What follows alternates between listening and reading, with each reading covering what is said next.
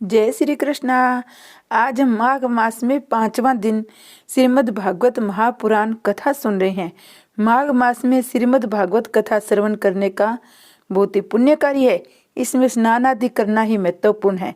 श्रीमद् भागवत कथा सुनकर, पुराण सुनकर पुण्यदायी व कष्ट निवारण हो सकते हैं। श्री कृष्ण भगवान की जय। कंस वध से सभी को प्रसन्नता हुई, किंतु इसकी रानियों को दुख हुआ, तो कन्हैया मामियों के पास आकर रोने का नाटक करने लगा। मैं 11 वर्षों में पहली बार मिलने आया तो मामा जी हमें छोड़कर चल बसे। ओ मामा रे, ओ मामा रे। मामी कन्हैया तुम मत रो, हो जो होना था सो हो गया। वे बाल हत्यारों के पाप के कारण ही मर गए, तेरा कोई दोष नहीं है। श्री कृष्ण तो परमात्मा है, परमात्मा निर्दोष है। वे किसी को मारते नहीं, तारते मुक्त करते हैं, वे सभी को आनंद देते हैं। रामा में मंदोदरी ने भी श्री राम को निर्दोष बताकर रावण को दोषी ठहराया है। रावण उसके अपने पापों के कारण मरा था। ऊपर की कथा का रहस्य भी देख लीजिए। कुबलयंड हाथी अर्थात दर्प मद मुह को श्री कृष्ण ने मारा। चाणूर अर्थात काम, काम को पर ब्रह्मा कृष्ण ने मारा। मुष्टिक अर्थात क्रोध, उसको बलराम, सबद ब्रह्मा, नाद ब्रह्मा ने मारा। कंस के उन तीनों मित्रों से हमेशा बचकर हो। कंस अभिमान का ही रूप है। उसकी रानियों के नाम भी सूचक है, अस्थि और प्राप्ति। सारा दिन अस्थि और प्राप्ति के सोच में डूबा रहने वाला जीव ही कंस है।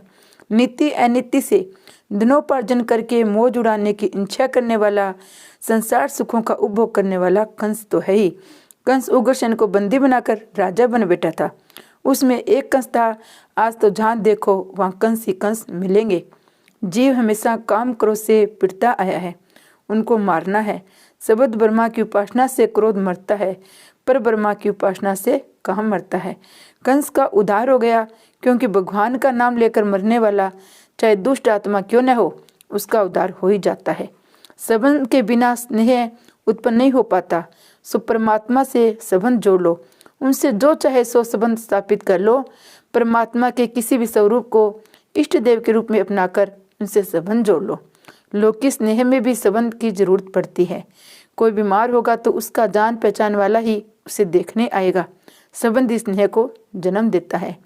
लोग धनिकों, अफसरों, मंत्रियों के साथ तो तुरंत ही संबंध जोड़ लेते हैं, किंतु परमात्मा से संबंध जोड़ने में अलसाते हैं।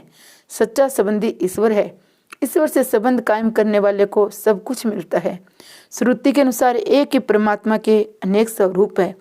वंदन और पूजन तो सभी देवों को करना है, किंतु ध्यान तो मात्र ईश्वर का ही करना है। एक ही स्वरूप में मन लगाए रखने से ध्यान शक्ति बढ़ती है, मन उसी में स्थिर रहता है। कंस वैर भाव से कृष्ण का विचार करता था, फिर भी उसके मन में स्त्री रूप में भी वास्तव कृष्ण का ही था। उसका उद्धार हो गया। ईश्वर के मार में भी प्यार होता है। ईश्वर जिसे मारते हैं उसे उद्धार भी करते हैं। कंस का श्री कृष्ण ने वध नहीं किया, उद्धार किया है। भगवान जब अपने स्त्री को मुक्ति देते हैं तो प्रेम से पूजा स्मरण करने वाले की मुक्ति क्यों नहीं देंगे। श्री कृष्ण वासुदेव देवकी को प्रणाम करने के लिए कारागृह में आए हैं। दोनों को बंधन मुक्त किया है। सेवक जंजीर सिंगर तोड़ न सके तो कृष्ण ने अपने दांतों से तोड़ डाली। वसुदेव देवकी की संतति लूट गई, किंतु वे भगवान का ध्यान करते रहे, सो उनको मुक्ति मिली। तन्मयता, तल्लीनता के बिना सिद्धि नहीं मिल पाती। ध्यान के बिना साक्षात्कार नहीं हो पाता। वसुदेव देवकी ने 11 वर्षों तक कठोर तपस्या की तो कन्हैया मिला। आज इतने वर्षों बाद पुत्र को देखा तो वसुदेव देवकी का दिल भर आया। वे बोलना तो बहुत कुछ चाहते थे, किंतु प्रेम और भाव वेश में निहारते रह गए। सभी परस्पर को प्रेम से, संतोष से देख रहे हैं। तब कन्हैया ने कहा, पिताजी और माताजी, चारों पुरुषार्थों को सिद्ध करने वाला ये मानव शरीर आपने ही मुझे दिया है। मेरे अपराधों को क्षमा करो। अब मैं कभी आपसे दूर नहीं जाऊंगा। मेरा परिणाम स्वीकार करो। कन्हैया को हाथी पर बिठाकर सारे नगर में फिराया गया। नंद बाबा सोचते हैं, कन्हैया का इतनी धूमधाम से सम्मान तो किया गया, किंतु किसी ने यह नहीं पूछा कि वह भूखा भी है या नहीं। वे माखन मिश्री ले आए और कन्हैया को हाथी पर से नीचे उतार कर डटकर खिलाया। रास्ते में इस प्रकार जहाँ भी विश्राम किया वहाँ विश्राम घाट हो गया। कंस का वध होने पर श्री कृष्ण के हाथों में मथुरा का राज्य आ गया, किंतु उन्हें तो कोई आसक्ति थी नहीं, सो उन्होंने राज्य उग्रसेन को सौंप दिया। वाणी और बर्तन एक हुए बिना वाणी शक्तिशाली नहीं हो पाती। ज्ञान को क्रियात्मक स्वरूप देना है। बंगले में रहकर विलासी जीवन जीने वाला व्यक्ति वेदांत की चर्चा किस अधिकार से कर सकता है? अधिक पढ़ने की अपेक्षा जीवन में सिद्धांत को उतारने की आवश्यकता अधिक है। श्री कृष्ण ने अपना उपदेश जीवन में उतारा भी था। उन्होंने गीता में निष्काम कर्म का उपदेश दिया था। उन्होंने मथुरा का राज्य उग्रसेन को देकर आदर्श को चरितार्थ भी कर दिखाया है। युद्ध भूमि में कृष्ण ने अर्जुन को अनासक्ति का उपदेश दिया था। वह अनासक्ति जीवन को परिपूर्णता के लिए आवश्यक है, संसार के लिए बांधक नहीं है। संसार नहीं, उसकी आसक्ति बांधक है। लोगों ने श्री कृष्ण से मथुरा का राज्य स्वीकार करने का आग्रह किया तो उन्होंने कहा, मैंने राज्य के लोभ से नहीं किंतु लोगों की पीड़ा दूर करने के लिए कंस का वध किया है। कंस के पिता उग्रसेन को ही राजा बनाना होगा। मैं तो आप सबका सेवक हूँ। गर्गाचार्य जी ने नंद जी से कहा, श्री कृष्ण तो वसुदेव का पुत्र है, आपका नहीं। यशोदा ने तो पुत्री को जन्म दिया था। अब कन्हैया गोकुल में नहीं मथुरा में रहेगा। नंद बाबा व्याकुल हो गए। बलराम और श्री कृष्ण भी नंद जी से मिलने आए। कहने लगे, बाबा जब हम उन मल्लों से लड़ रहे थे तब हनुमान जी के दर्शन हुए थे। नंद जी ने मान लिया कि उन्होंने हनुमान जी की मिन्नत मानी थी, सो उन्होंने बालकों की रक्षा की है। अगर ऐसा नहीं होता तो मेरे ये बालक उन मल्लों को कैसे पछाड़ सकते थे? नंद बाबा बड़े भोले भाले हैं। श्री कृष्ण नंद जी से कहने लगे, लोग चाहे जो कहे, हम तो आपके हैं, आप ही मेरे पिता है। मैंने कंस का वध किया है, सो जरासंध, दंतवक्तर आदि राजा मेरे शत्रु हो गए हैं। यदि मैं गोकुल जाऊंगा तो वे सब यहाँ मुझसे लड़ने के लिए आएंगे और सभी गोकुल वासियों को बिस्ताएंगे। सो मैं कुछ समय के लिए यहीं रहकर उन राजाओं का पराभव करके गोकुल आऊंगा। आपके आशीर्वाद से सब कुछ ठीक हो जाएगा। मैं यहाँ का अपना काम पूरा करके आपके पास चला आऊँगा। आप गोकुल पधारो और मेरी माता, सखियों और गायों की देखभाल करो। मेरी माता से कहना कि उसका कन्हैया अवश्य लौटेगा। प्रेम में आग्रह हो सकता है, दुराग्रह नहीं। नंद बाबा कहने लगा, बेटे मैं दुराग्रह तो कैसे करूं? मैंने तेरी नहीं तेरे सुख की कामना की है। हमने अपने सुख के लिए नहीं, तेरे सुख के लिए प्रेम किया है। मैं नारायण से हमेशा प्रार्थना करता रहूँगा कि वे तुझे सुखी रखे।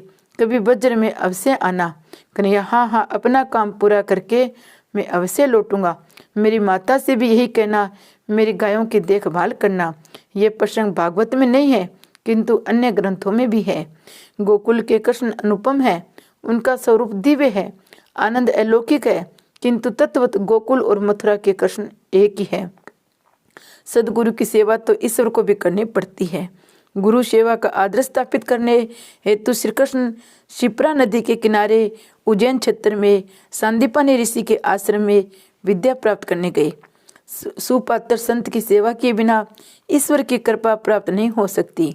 किसी तपस्वी पवित्र संत की धन तन मन से सेवा करोगे तो उसके अंतर के आशीर्वाद मिलेंगे। मनुष्य के लिए ऐसी संत सेवा आवश्यक है। सेवा द्वारा प्राप्त विद्या सफल होती है। पुस्तकें पढ़कर प्राप्त किया गया ज्ञान धन प्रतिष्ठा दिला सकता है किंतु मन को शांति नहीं दिला सकता। संत न केवल बोलकर किंतु मौन रहकर भी उपदेश देते हैं। संत का प्रत्येक विहार ज्ञान और भक्ति से भरा हुआ होता है।